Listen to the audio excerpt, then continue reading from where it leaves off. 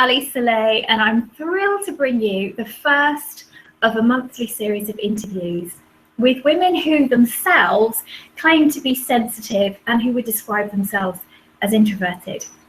And I'm bringing you these interviews because if you're like me and our speakers, you're both sensitive and, somewhere on that introverted scale as well. And for years, these traits had me feel that somehow I wasn't good enough. It wasn't loud enough. I couldn't cope with hectic situations, and I had a fear of being visible. I could also tap into other people's energy or into environments, and I wasn't really sure how to use these traits or gifts to propel me forward. And sometimes I felt a level of depression creeping over me, and I wonder if you might have felt that too.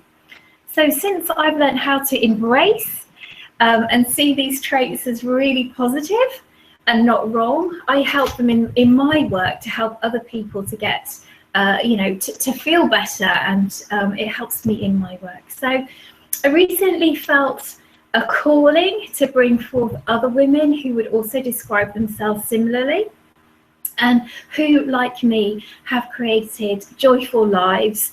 They're feeling excited for what is to come. Some of them have created their own businesses, but it's really about that feeling of self-empowerment that they're now feeling. So today is my first conversation, and I would love to introduce my friend and my peer, Sophia Lennox, to you. Hi, Sophia. Good morning. I'm really excited to be here, and I'm looking at glorious sunshine on the side of your face. It's beautiful today. The 1st December. Yay! So Sophia is a confidence coach for sensitive women who want to feel connected, composed and calm. Doesn't that feel good? Feels so good. With years of experience as a coach and as a yoga teacher, she brings your dreams to fruition with a down-to-earth, proven approach. Born and bred in Scotland, Sophia has a passion for travel and real conversation. Her wit and wisdom help women to dissolve the fears that hold them back and get clear on what it is they want, and to tap into their truth with confidence and courage. Married, now divorced, and madly in love. How great is that? Sophia supports women to let go of past hurts and live happily ever after. Oh, I love that, Sophia. It's so good to have you in this first conversation. Thank you. It's really lovely to be here and to be talking about something like this. It's so important. So thank you for bringing me here. Oh, well, thank you. I wanted to ask you, first of all, how do you know, or how would you describe somebody who is sensitive and introverted? What does that mean to you? Well, as a child, it meant that I was always the shy one. I was always the quiet one. I was always the person who was hanging back and didn't want to put myself forward. And in fact, Ali, I was so shy, I was nicknamed by my family Miss Mouse. So I really was the little cute one that didn't want to say anything. Somebody would ring the doorbell and I'd run to the back or speak to your grandparents on the phone. I'm too scared. I don't want to do that. It really felt like the world was so busy and so much input and stimulation from the outside that I just couldn't cope with it. So initially growing up, sensitive to me meant that I was not quite the embarrassment to the family, but I was definitely the one who was slightly odd. I was never the one who would be serving tea to the guests who came to the house. I'd happily be in the kitchen preparing it, but I didn't want to be the person put forward and be the face of it. So as a child, it really looked like chronic self-consciousness and insecurity. But the reality was, I just felt so good in my own space where I could really control my own kind of energy, my own emotions and my own experience. So yeah, it's a huge array of things, and more than anything, it's a feeling as opposed to just a list of traits or characteristics, which I'm sure you probably agree with. Yeah, definitely. I think that, we're all unique beings and we're all on different sort of sides of a scale. So this is these series are never about labeling anybody, but just actually getting an understanding for you. Like, how do you feel? So when you were a child and you felt those things, What were some of the things that did actually light you up, that did make you feel, really happy? I've always been a scribbler. So even as a child, I had a tiny notebook about this size, and I used to go for a walk in the woodlands behind our house, and I would take notes like a detective, sometimes on every single thing, excuse me, that I saw. So I might write down a crisp wrapper was spotted by the swing park, and an empty beer bottle was discovered somewhere else. And for me, that was both about creating my own world, creating my own experience, but also really solitary pursuits, but solitary in a way that I could actually be having kind of interaction with myself, dialogue with myself, and I got to control both parts of the conversation. So oddly, that felt really good because nobody was going to argue with me, and I could decide that in my journal, if I had found this crisp packet, that this is what it meant, and then I could debate back if it was something else. So as odd as that sounds, really spending time outside in nature felt fantastic. I was a big animal lover. We always had cats growing up, so I loved being around them and just playing with them. And I think, which I now also realise is very typical of a sensitive person, anytime our cats would bring home something that they had caught, I would take it. If it was a tiny mouse or a little shrew or maybe a bird, if the cat had caught it, I would take it back in my hand. If I could nurse it back to some kind of life, I would. And if I couldn't, well, I'm sure you know the drill. There'd be a little shoebox and some tissue paper, and I'd make it a little coffin and I'd bury it in the garden. So that wasn't the most fun part, but absolutely feeling connected to something bigger than myself, but being selective about what those connections were was what really brought me happiness. And I'm always a writer and a reader, so all of those things put together made me into the more evolved, able to interact with the world person that I am today. Yeah. Did you find, what kind of, what were your relationships like back then with your friends or with your family in relation to your sensitivity and introversion? Yeah. I always would have very close relationships with a few people, but I was never the life and soul of the party. And I wasn't the person who had 75 Christmas cards on my Christmas card list. Even as a child, I would have 2 or 3 good friends, and I would routinely go back to them. If I wanted to have a sleepover, it would be one person. If there was going to be a birthday party, I would want to know who was going to be there. A huge need for certainty and control. Who's going to be at that party? Are we playing games? Is there a clown? Is it active? Is it more passive? You know, I had so many questions that I wanted to make sure I knew the answers to.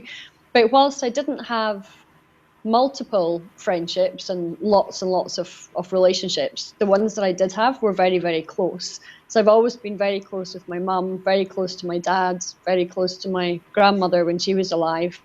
And really, those were the people that I would routinely come back to, who would accept me and not always try to push me out to the front of the stage and say, just go and do this thing. That, you know, they could see what was happening in my body when I was being pushed to do something I didn't want to do. I would physically be, just going absolutely crazy, everything overstimulated.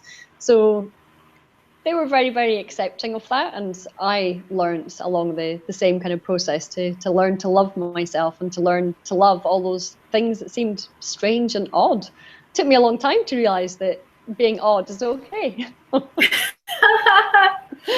And what about at school? You know, because that's a different kind of, there's so many different energies that are going on in schools.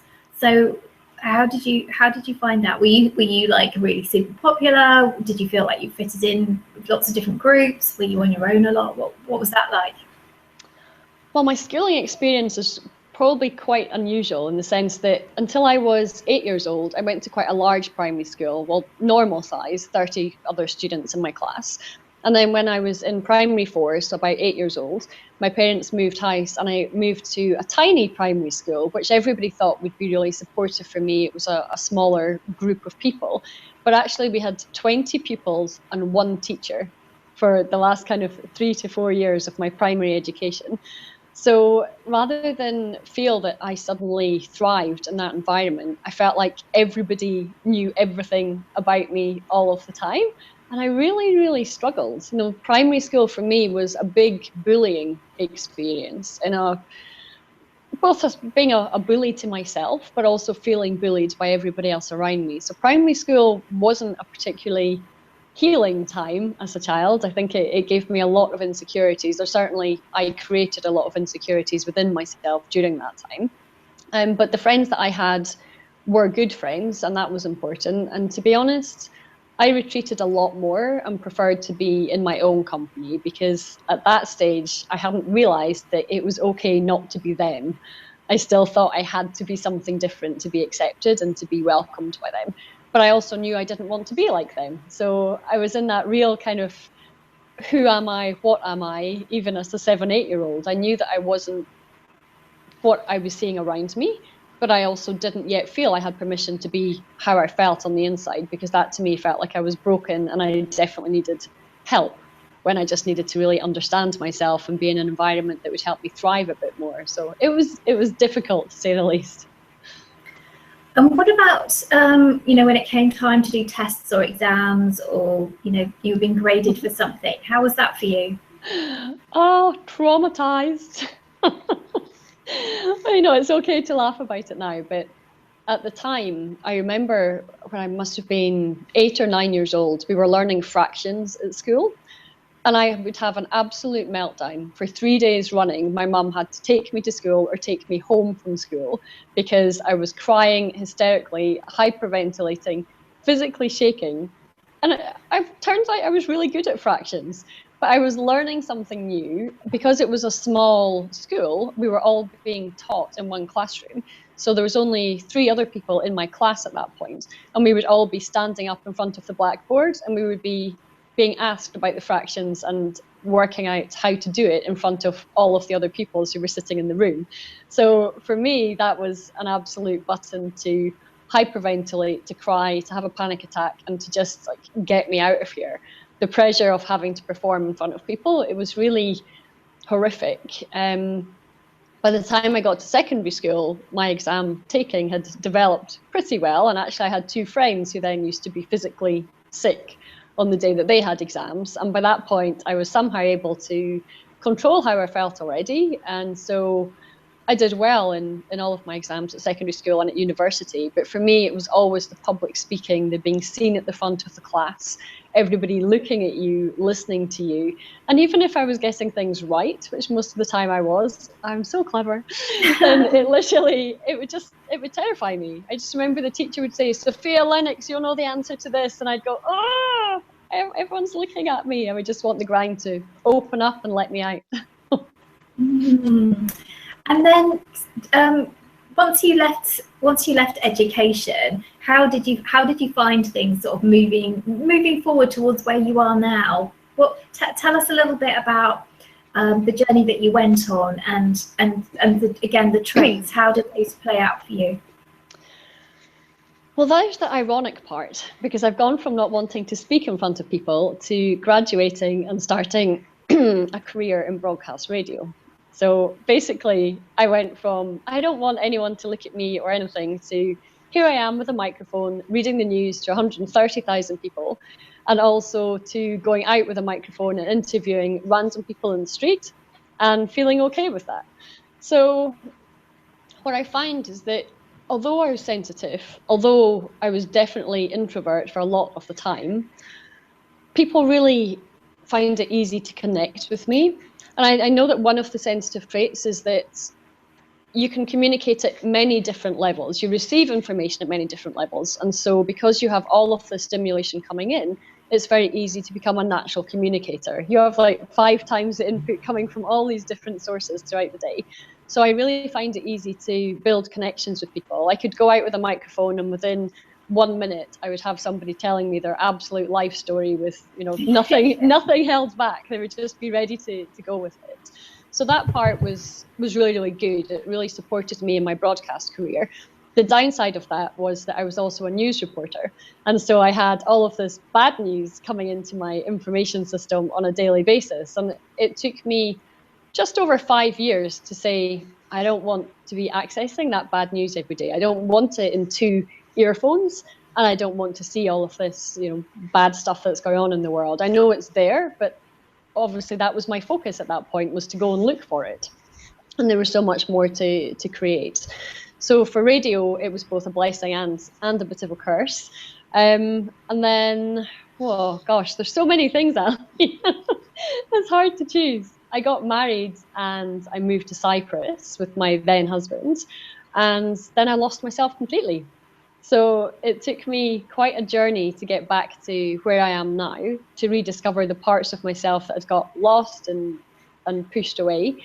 And the after part, the healing part, the fun part of my marriage was that when it ended, I got to go on that whole journey of discovery and to really work out what was important to me in life, and to realize, and by this point I did fully realize, that I was very different to other people. And you know what? Everybody is very different to other people. That part had just never dawned on me before. So yes, it's been quite a journey. So in this journey that you've been on of more recently, let's say, and you know, I know you talk about forgiveness and you talk about healing.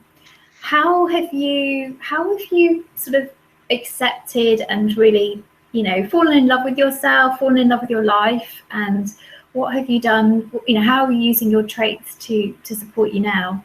Oh, beautiful, huge question. It's huge. All right. We'll be here till tomorrow when I go off on this one.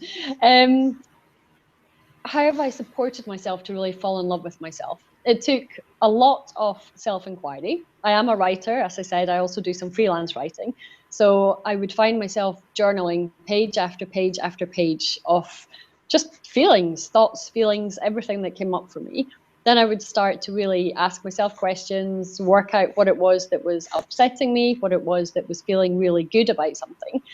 And then from there, when I started to see my voice, both as my voice, but also external to me in the sense that I could communicate it on paper, I really started to recognize the little girl part of me, the part that was still terrified of having to do fractions in front of a room full of people, and to realize that I could only heal those past experiences with love.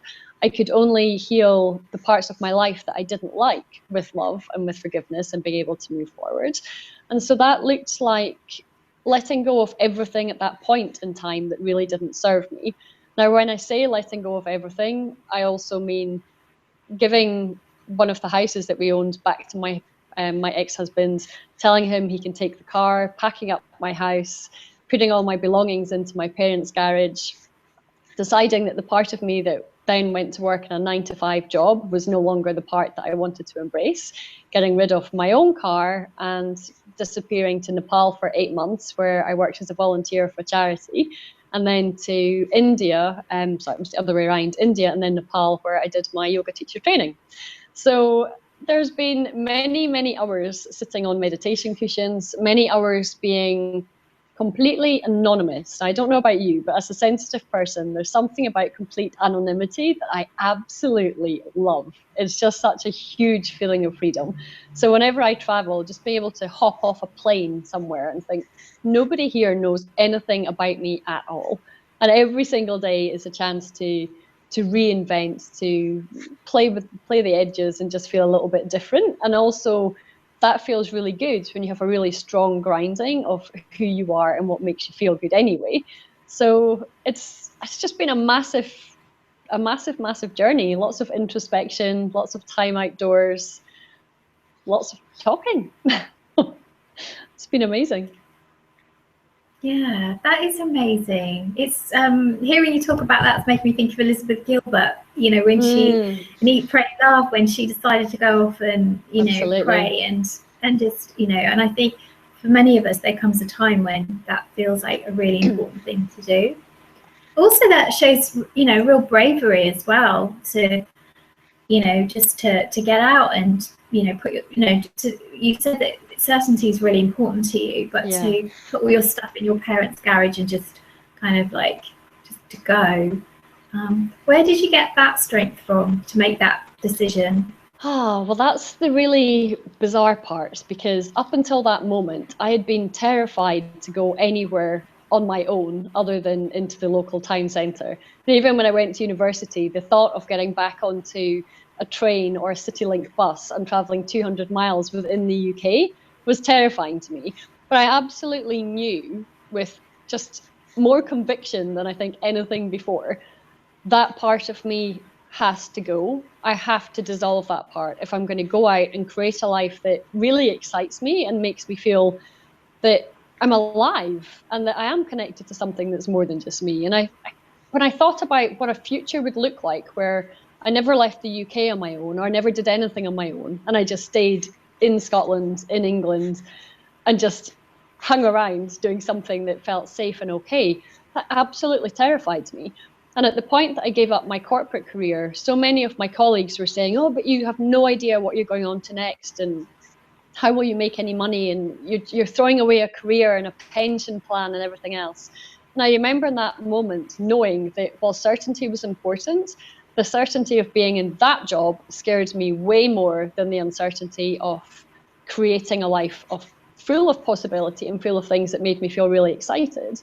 And even when I first told my friends and family that I was going to do this, and I was leaving my job and I was going to go and travel, some of my friends said, oh, fantastic, that's amazing, you're going to love it, I can't believe you haven't done it before. And some of them said, oh, you can't go to Nepal on your own, you can't go to India, it's not safe, this will happen to you, some more bad things will happen.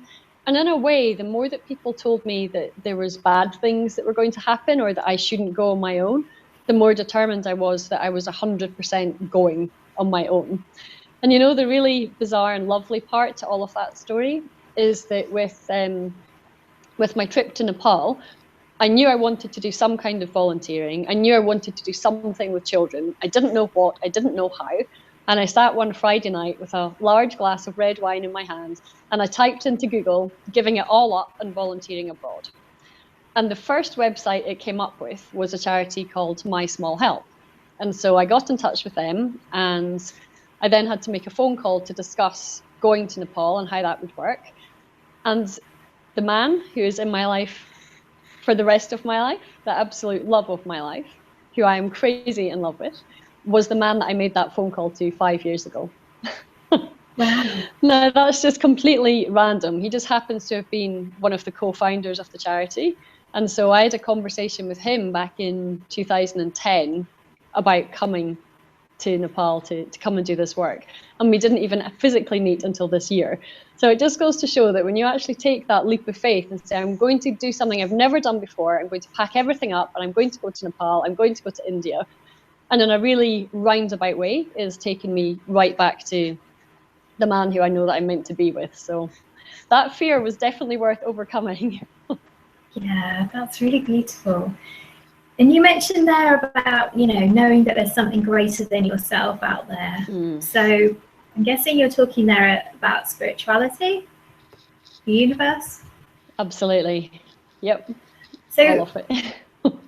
Yeah. So as a sensitive person, you know, I think often we are, you know, because we're so connected with, like you're saying, nature, we're so connected with energies in rooms, and knowing that there is something out there, something greater than ourselves, it kind of makes sense. And how do you use that in your day-to-day life? What kind of do you have rituals in the morning or the evening? Are there books? You know, what is it that you like to do that helps you to stay connected to source? You know, I do have rituals, but I have to say sometimes my rituals fall slightly by the wayside, and I always pay for it when they do. So for anybody who has any kind of ritual and thinks that, oh, you know, maybe I just won't do it today, you either pay for it with the time that you could have spent doing it, or you pay for it with the emotions and the feelings that come because you haven't done it. So either way, it comes into play. For me, I love to do Tibetans in the morning. I don't know if that's something that you're familiar with. It's a series of yoga postures that basically the Tibetan monks have used for years. So it's both postures and it's breath work that goes with it. So I do that as often as I can, ideally every day, because that just makes such a big difference to how I feel. As a writer, I love to journal. In fact, sometimes I love to journal so much I have to stop myself and remember that there's other actions that I have to take in my day-to-day life. So tear myself away from my journal. And I really enjoy, well, meditation is a given, but I also really enjoy visualization. So for me, just being able to sit down and really think about, particularly any scenarios I'm going into that I find nerve-wracking or daunting, because you can still have a lot of confidence in yourself, but find the situation daunting. And so it's being able to recognize that just because I coach women on confidence doesn't mean I'm going to rock up every single day and be like, ta-da, the world is an amazing place. Because it still takes me time to get into really knowing and feeling that the world is an amazing place at times. So being able to sit down and visualize ahead of me what my day is going to hold. And this might be something you can relate to, Ali. What I find really important is to also drink lots of things that are alkaline. So I drink a lot of Drew Green barley grass, and basically it helps to regulate any of the acidity within my body. And I know that if I feel nervous about something, or I have a really big important day or a big event coming on, sometimes you can end up producing more acid within your body, or you're eating the things that don't help you. And when you are more alkaline, you feel physically a lot more calm. And we both know the effects of when your body's calm, your mind is calm, and vice versa. So even something as simple as cucumber in a glass of water really helps to alkalize the body and to help me feel good, calm, confident, composed, all of it together. So yeah, definitely some rituals in there that help me to show up in the best way possible. Yeah, that's really beautiful. So yeah, so tell us about what you're doing now, Sophia. Well, I've come full circle from being the nervous, shy, self-conscious, I don't want anyone to look at me or talk to me, to really being able to help women who have both come from that place and who also just suffer from some degree of low self-esteem or a lack of confidence in day-to-day life. And so I help them to create a life that they feel really good about and to feel good about themselves on a day-to-day basis, so that they absolutely can go out and live a life that feels good. And there's so much spirituality that comes into my work, because people can talk about forgiveness and compassion, but until you've actually been through it, it's only ever a concept. So I bring a lot of those different parts of my personal experience and my professional experience to the women that I work with. And feeling calm and composed is a huge one, because I've seen some of the most confident people in the world and they're not necessarily calm or composed. And that's exactly the time that the wheels come off and everything starts to go crazy. So really helping women to come back to center. And if that means they want to develop some degree of a spiritual practice within their day-to-day life or their work life, then I do that with them as well. So it all comes together into feeling amazing and feeling like yourself and loving who that person is. Yeah, it's just so right. And that in itself feels calming, doesn't it? Yeah. Because, taking away the fear of like, who am I supposed to be or how am I supposed to show up, and just loving who you are. Totally. It's just very calming. Something else that I think is really important, particularly for the sensitive people and for the introverts out there, is that we tend to think, at least this was my belief, it might be true for you as well, we tend to think that the most confident person in the room is the most flamboyant, the loudest, the one who's laughing, the one who's talking, the one who everybody's kind of looking at. And actually, that isn't always the most confident person in the room. The person with the most access to their confidence, the most access to being calm and composed, is the person who has breath control. So while everyone else can be out there laughing and talking and wildly gesticulating, the person who is able to still be in tune with their breath, in tune with their whole bodily system in a room full of people, is actually the person with the most access to confidence. So it doesn't have to be the noisy ones. You can still be one of the quiet ones and just feel amazing and still have people gravitate towards you and still have the success that you're looking for in life by being fully yourself and getting comfortable with that. So that always makes me feel good in a room full of people. What if you could go back? What would you tell your former self? Ooh. What advice would you give her?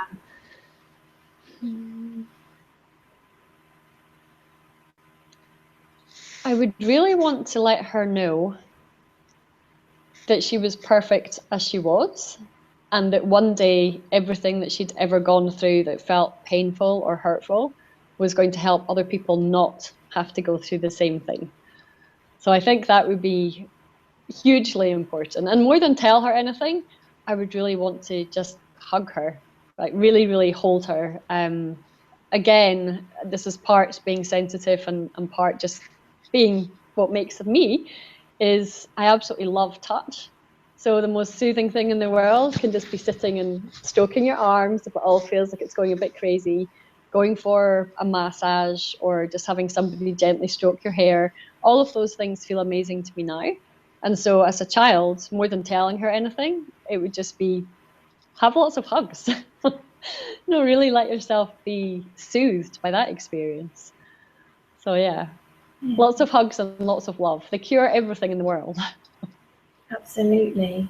That's really great.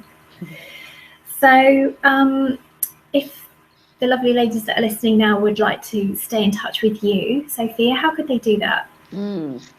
Fab, thank you. You're welcome to email me at sophia@sophialennox.com.